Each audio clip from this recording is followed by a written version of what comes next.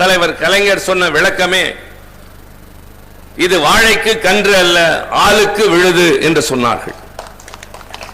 வாழை கன்று ஈனுகிற போது தாய் வாழை கன்று அழிந்து போகும். ஆனால் ஆலமரம் விழுது ஊன்றுகிற போது அந்த ஆலமரத்தினுடைய வேர்கள் கொஞ்சம் இற்று போகிற நேரத்தில் இந்த விழுதுகள் அந்த ஆலமரத்தை தாங்கி நிற்கும். அதுபோல இளைஞரணி என்கின்ற இந்த தோழர்கள் கழகத்தின் துணை அமைப்பாகிய இளைஞரணி என்ற வாய்க்கால் வழியாக ஓடி அனுபவத்தினை பெற்று பின்னர் வந்து மூத்தவர்களோடு இணைகிற போது இயக்கத்தை தொடர்ந்து நடத்துகிற ஒரு ரிலே ஓட்டப்பந்தயம் என்பதை போல் அந்த வாய்ப்பினையும் அனுபவத்தையும் பொறுப்பையும் பெற்றவர்களாக முதிர்ச்சி பெற்றிருப்பார்கள்.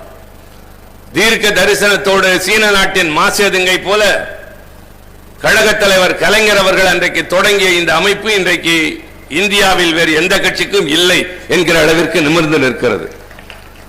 அந்த சீரிய அமைப்பு இப்போது தம்பி உதயநிதி ஸ்டாலின் அவர்கள் தலைமையில் எங்கு பார்த்தாலும் எழுச்சி, இளைஞர்கள் உணர்ச்சி பூர்வமாக வந்து பங்கெடுக்கின்றார்கள்.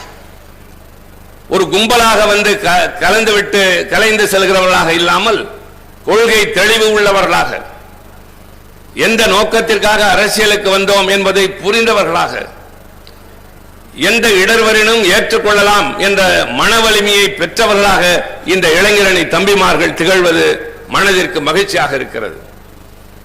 இந்த இயக்கம் தொடர்ந்து தமிழ்நாட்டுக்கு பாடுபட வேண்டிய ஒரு பேர் இயக்கம். ஒரு தலைமுறையோடு இதன் பயணம் முடிந்து போகாது. மாறாக அடுத்தடுத்த தலைமுறை மூலமாக தொடர்ந்து தமிழன் என்று ஒருவன் வாழ்கிற வரை கருப்பு சிவப்பு கொடி பறக்கும். அந்த கொடியை உயர்த்தி பிடிக்க ஒரு இளைஞன் வந்து தீருவான். அந்த அடிப்படையிலே தான் இன்றைக்கு இந்த கண்டன கூட்டங்கள். கண்டன கூட்டம் என்று சொல்லுகிற போது அதனுடைய காரணங்கள், ஒரு பணியினை ஒரு இயக்கம் எடுத்து